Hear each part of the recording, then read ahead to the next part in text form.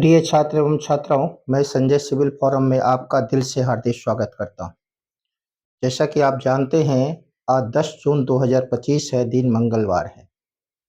आज बजरंगबली का दिन है और तमाम बहुत सारे छात्र बजरंगबली के बहुत आराध्य हैं, यानी बहुत पूजा करते हैं।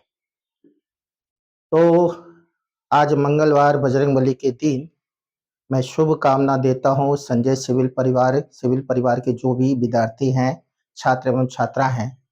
बजरंगबली आपको कामयाब बनाए और बड़े से बड़े एग्जाम में आप सफल हों, इसके लिए मैं शुभकामना देता हूं। आप जैसा जान रहे हैं कि वीडियो मैं निरंतर दे रहा हूं, वीडियो से बहुत लाभ भी मिल रही है। 17वीं बीपीएससी में बहुत सारे छात्र सफल भी हो रहे हैं फाइनल रूप से। 71वीं में भी आप लोग फॉर्म भरेंगे। इसके बाद कई बीओ का पद निकल रहा है बीपीएससी से।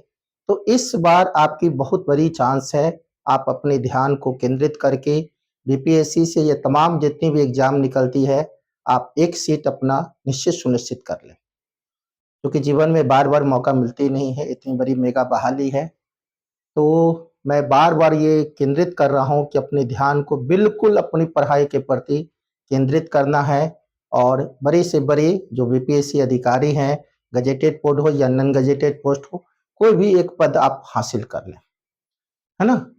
तो निश्चित तौर पर मैं वीडियो को आगे जारी रख रहा हूँ। आज का जो दिन मंगलवार है, आज का जो शीर्षक है, फिर मौर्य पीरियड को लेकर मैं शुरू हो रहा हूँ, क्योंकि मौर्य पीरियड बहुत बड़ी है, अभी वो समाप्त नहीं हुई है। तो ध्यान दीजिए, हिस्टोरिकल हिस्ट्री के तहत, है ना, मौर्य काल,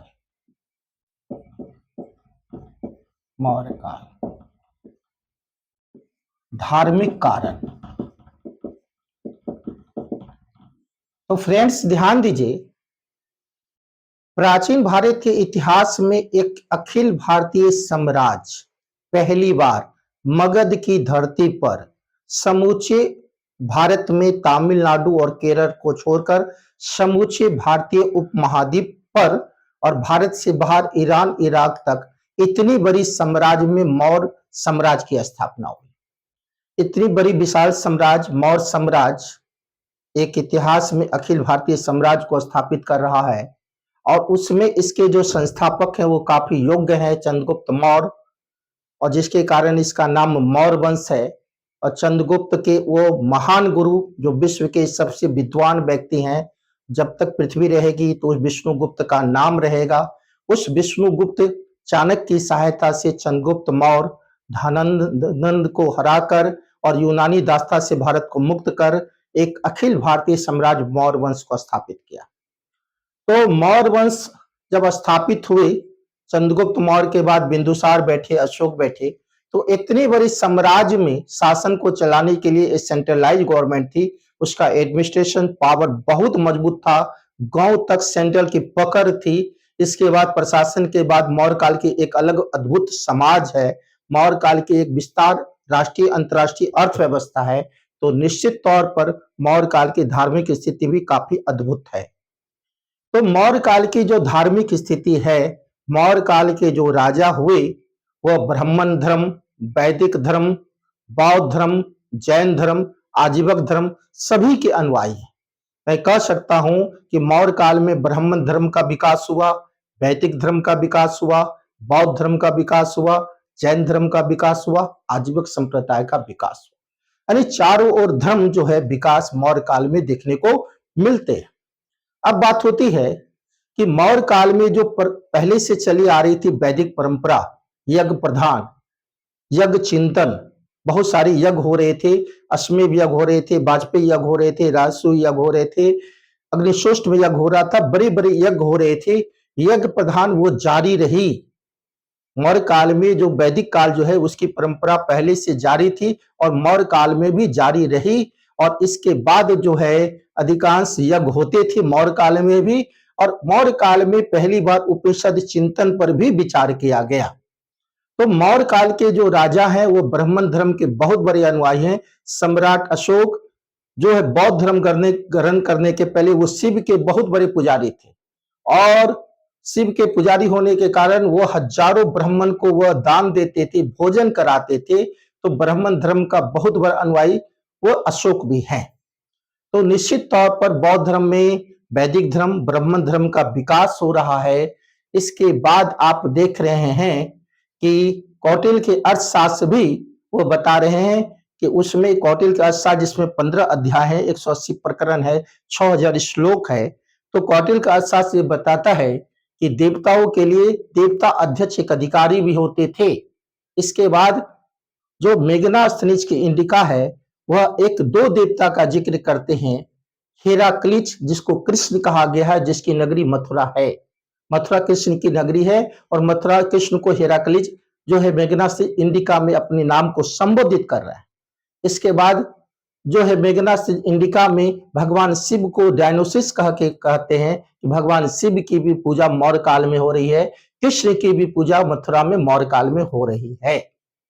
इसके बाद सम्राट अशोक ब्राह्मण शिव के पुजारी के बाद कलिंग युद्ध के बाद उसका धर्म परिवर्तन हो गया और वो बौद्ध धर्म की ओर अग्रसर हो गए और सम्राट अशोक पहली बार बौद्ध धर्म को राष्ट्रीय से अंतरराष्ट्रीय लेवल पर पहुंचा दिया और बुद्ध के बहुत बड़े अनुयायी थे।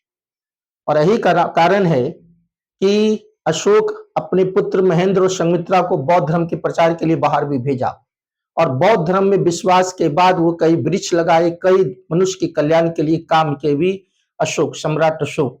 वो बौद्ध धर्म को एक अंतरराष्ट्रीय लेवल पर और बुद्ध को एक भगवान के रूप में वह पूजा भी होने लगी। तो निश्चित तौर पर अशोक जो है बुद्ध के बहुत बड़े अनुयायी थे। इसके बाद जो है जैन धर्म का भी विकास जो है मौर्य काल में हुआ, चूंकि चंद्रगुप्त मौर्य जो है भद्रबाहु से दीक्षा लेकर जो है कर्नाटक के हासन जिला में श्रृंगेला पर चंद्रगिरी पहाड़ी पर सलेखना विधि के द्वारा भूखे रहकर अपने शरीर को त्याग दिया और जैन धर्म का भी विकास जो है आपके मौर्य काल में काफी देखने को मिलता है। इसके बाद है आजीवक संप्रदाय। अशोक के 7वें स्तंभ में जो है स्तंभ लेख में आजीवक संप्रदाय का उल्लेख है। सम्राट अशोक अपने शासन के 12वें बरस गया के बराबर पहाड़ी गए थे और आजीवक संप्रदाय को कर्ण चौपार, विश्व झोमरी और लोमस ऋषि की गुफा अशोक बराबर जो है बराबर अनुयायी को जो है बराबर संप्रदाय के अनुयायी को प्रदान किया था। इसके बाद सम्राट अशोक के जो पुत्र हैं दशरथ, वह भी बराबर पहाड़ी जो गया में है वो नागार्जुन गुफा में जो है बराबर संप्रदाय को अपना गुफा प्रदान किया था। तो निश्चित तौर पर आप निष्कर्ष पर पहुंच रहे हैं कि मौर्य काल में जो धर्म है, चाहे आपका वैष्णव धर्म हो, शिव धर्म हो, ब्राह्मण धर्म हो, बौद्ध धर्म हो, जैन धर्म हो, आजीवक संप्रदाय हो, सभी धर्मों का विकास मौर्य काल के शासक चाहे चंद्रगुप्त मौर्य हो चाहे अशोक हो, इसको फैलाने का काम किया और धार्मिक जो है वो सफल रहे मौर्य काल में। तो इस छोटी सी वीडियो में मैं धार्मिक संप्रदाय को लेकर आपको प्रस्तुत हुआ था। तो निश्चित तौर पर आप वीडियो को कॉन्सेप्ट को क्लियर कीजिए। मौर्य काल अभी समाप्त नहीं हुई, इसमें बहुत सारे भाग भी है, मैं जो वीडियो में रखूंगा आप लोगों के बीच।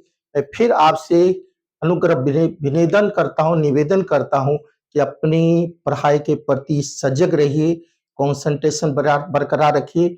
हिंदुस्तान के बड़े बड़े जॉब में जब आप सफल होंगे तो मेरी कंधा भी मजबूत होगी, क्योंकि विद्यार्थी की सफलता में ही टीचर की सफलता है। मेरे संजय सिविल परिवार के जो भी सदस्य हैं यानी जो छात्र छात्रा हैं, मैं उनको बार बार ये कह रहा हूं कि अपनी तैयारी के प्रति बहुत बड़ी मेगा बहाली है। इस बार हर एग्जाम बहुत बड़ी निकल रही है, बीपीएससी के माध्यम से हर एग्जाम आप उसमें क्रैक करें और आप सफल हो जाएं, एक अच्छे इंसान बने। इसी के साथ मैं अपने वीडियो और वाणी को विराम देता हूं। धन्यवाद।